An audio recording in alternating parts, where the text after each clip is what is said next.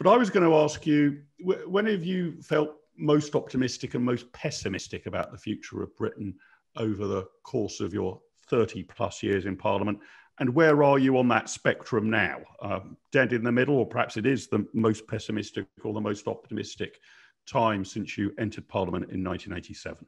Yeah, I mean, look, first thing to say, I'll talk about the most pessimistic day in a second, but the first thing to say is there are huge causes for optimism, you know.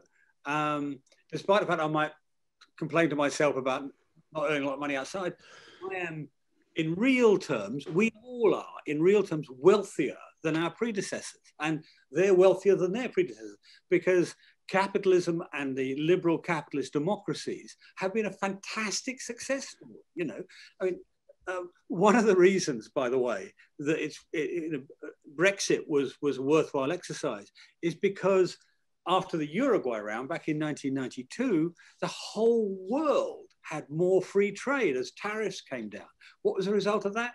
1.5 billion people lifted out of absolute poverty. 1.5 billion, for heaven's sake.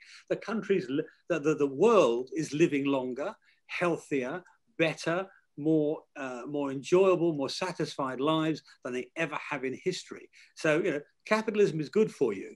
It ought to be a sort of motto. That's what Public Health England should be campaigning on then, basically. I wish you well with that battle. I'm not sure you'll ever win it. But so in optimism terms, the truth is, as long as we don't mess it up ourselves, as long as we are every year gets better. So let's not fuss about that. I mean, one of the reasons I have the luxury to fight about civil liberties is because I don't have to worry about kids going down the pit, you know, or kids dying of rickets or whatever it is. I mean, now obviously there's poverty, but you know, you've got a balance of a balance here. The most downbeat day of my life in politics was the night before Margaret Thatcher resigned, when basically she was pulled down by other politicians, you know. And at the time, I thought it was a terrible day, right? This lady had transformed not just Britain, she had transformed the world, you know, by force of character, intellect, all the rest of it. Now, and using a model which we broadly would agree with, a pro-capitalist, pro-responsible finance, intelligent role in the world for Britain and so on. And yet, you know, we carried on and the world continued getting better, you know, even though one of my great heroines had gone. So my day of pessimism gave way to a decade of optimism. So I think, you know, the truth is we are very lucky to live today, you know, on almost every front.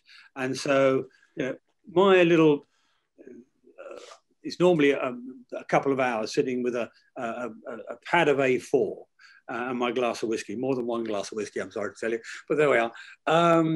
It's normally always an optimistic outcome. It's, you know, we've done something better, we've improved something, we've fought the fight and delivered something that's worth delivering. And of course, you know, in all of that, I lose battles weekly. You know, let's be clear about this. You know, there is no end to this down escalator that I'm running up. You know, I lose battles every week, but we all win them as well. And you look round, and on balance, the outcome's been pretty bloody good. So I'm pretty happy with it.